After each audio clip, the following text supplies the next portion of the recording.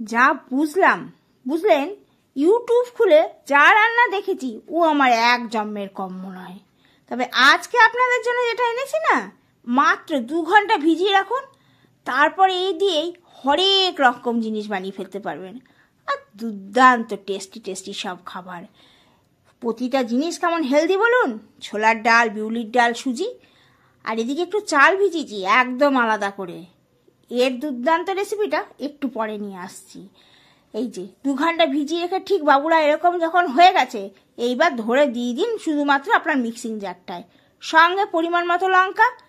ঠিক পেশা হয়ে গেলে খানিকটা তুলে নিন আলাদা বাটিতে। এতে মিশিয়ে দিলাম একটুখানি নুন, আপনারাও মিশান নুনটা, সামান্য একটু জল দিয়ে পাতলা করে দিয়ে দিন ধোসা। ব্যাস, তাওয়াতে সামান্য তেল বুলিয়ে ধোসার ব্যাটার ফেলে এপিট ওপিট ভাজতে পারলেই তো ধোসা রেডি। আচ্ছা স্বাদ হয়েছে এই ধোসার। ছোলার ডাল আছে তো, মানে কি বলবো, এর স্বাদ একদম মুখে লেগে থাকবে। ধোসা তো অনেক খেয়েছেন, একবার এরকম করে খেয়ে দেখবেন তো। আমি তো ফটাফট বানিয়ে ফেলেছিলাম। আর দুপুরে একটু চিকেন বানিয়েছিলাম, তবে এর সঙ্গে চিকেনটা আবার একটু আলাদা রকম, সেটা না হয় আর একদিন দেখিয়ে দেবো। আজকে এইটাই দেখুন।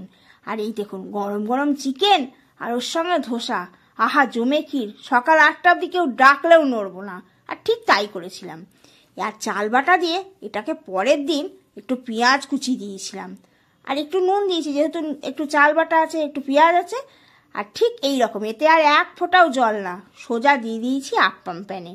বাবা, আর কত ধোসা বানাবো? পায়ের কি আর শিরা আছে? শিরাও টনটন করছে, বলছে আর নয়, এবার চলো সব কই আপ্পাম খাওয়াও। সকালবেলা এই গরম গরম আপ্পাম আর লাল লাল তেঁতুলের চাটনি, উফ কি বলবো, সত্যি মন একেবারে খুশ হয়ে গেছে। আজ এই ধরনের টিফিন পেলে আমি একবার কেন 100বারও খেতে আর খাওয়াতে দুটোতেই রাজি আছি। তবে খুব শিগগিরই আবার করব। এর যে কি স্বাদ, এ স্বাদ কিন্তু বাপু পাগল হলেও আমি ভুলবো না। তবে আজ আসি, অনেক জ্ঞান দিয়ে ফেলেছি, আপনারা একবার করে খেয়ে দেখুন, তারপর না হয় বলবেন দিদি ভাই দারুণ দারুণ।